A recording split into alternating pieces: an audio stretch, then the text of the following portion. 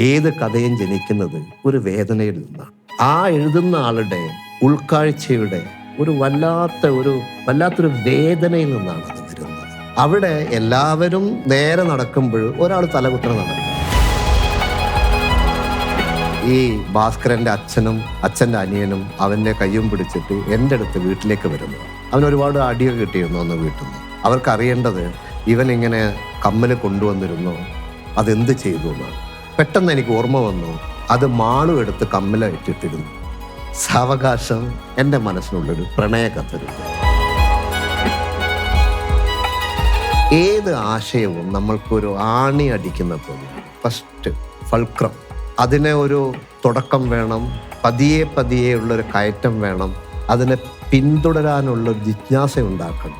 എല്ലാവരുടെ മനസ്സിലും സിനിമയുണ്ട്, ഇല്ലെങ്കിൽ ഇത് കാണാനുള്ള ആഗ്രഹം.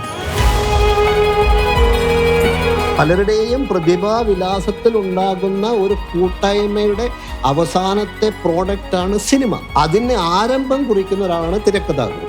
ഡിഫറെൻ്റ് ആയിട്ട് എന്ത് കണ്ടാലാവുമ്പോൾ അത് ഭയങ്കര സംഭവമാണ്. വീശാൻ പോകുന്ന കൊടുങ്കാറ്റ്, കത്താൻ പോകുന്ന അഗ്നി, അല്ലെങ്കിൽ വരാൻ പോകുന്ന തിരമാല എവിടെ എങ്ങനെ ആരംഭിക്കുന്നു എന്ന ചിന്താഗതിയിൽ വേണം ആദ്യത്തെ സീനിലേക്ക് കടക്കാൻ. കരയിക്കാൻ വളരെ എളുപ്പമാണ്, കണ്ണീര് വരുത്തിക്കൊണ്ട് നർമ്മം പറയാന്ന് പറയുന്നത് വളരെ തീക്ഷ്ണമായ ഒരു അവസ്ഥയിലേക്ക് ഈ തിരക്കഥയെ കൊണ്ടുപോയി.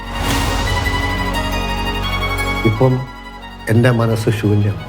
എന്ത് ശൂന്യമായിരിക്കുന്നു അവിടേക്കെല്ലാം വന്നു നിറയും. അവിടെ കഥ അവസാനിക്കുന്നില്ല, അവിടെ സിനിമയും അവസാനിക്കുന്നു. ആ സിനിമയും മനസ്സിലിട്ട് പ്രേക്ഷകൻ സഞ്ചരിക്കണം. ഇത് എൻ്റെ അനുഭവമാണ്. ഞാൻ രഘുനാഥ് പല്ലേരി.